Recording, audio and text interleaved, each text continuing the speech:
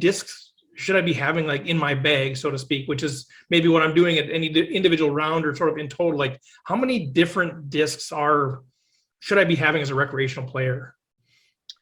Yeah, that's a great question. It really comes down to how experienced you are. And I mean, most professional players will carry like 20 to 35 or even more discs. With carts nowadays, I don't even know how many Is there people a are limit? fitting in there. Is there a restriction at all on like how many they can carry? Like if it on a sanctioned event, are you limited? No, there is no limit. You Okay. just can't use a different disc that you didn't start with. As an example, I have a couple different wraiths in my bag as my go-to distance driver. And if you see my bag and I have 4 wraiths, you're like, why do you need 4 of them? But like I have one that I've used for a long time. Mm-hmm. It's very straight to understable. And then I have one that is brand new, and that one flips out a lot because I want to keep it new and overstable.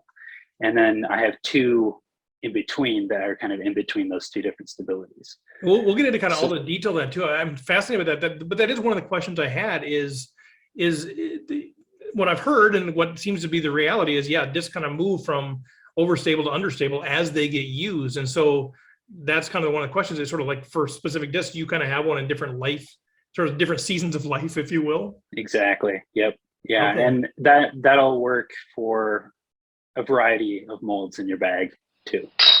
So I would recommend less distance drivers and maybe getting a little more familiar with your putters, mid-ranges, and your fairway drivers. Okay. So let's say I throw in one, I'm going to have one distance driver for that specific utility function.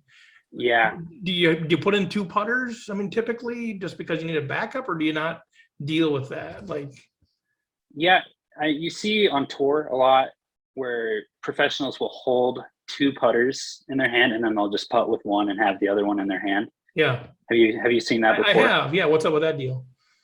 So the reason it's not like crucial, it's not life changing to have 2 putters like that, but it's to keep 2 of your main putting putters at the same wear.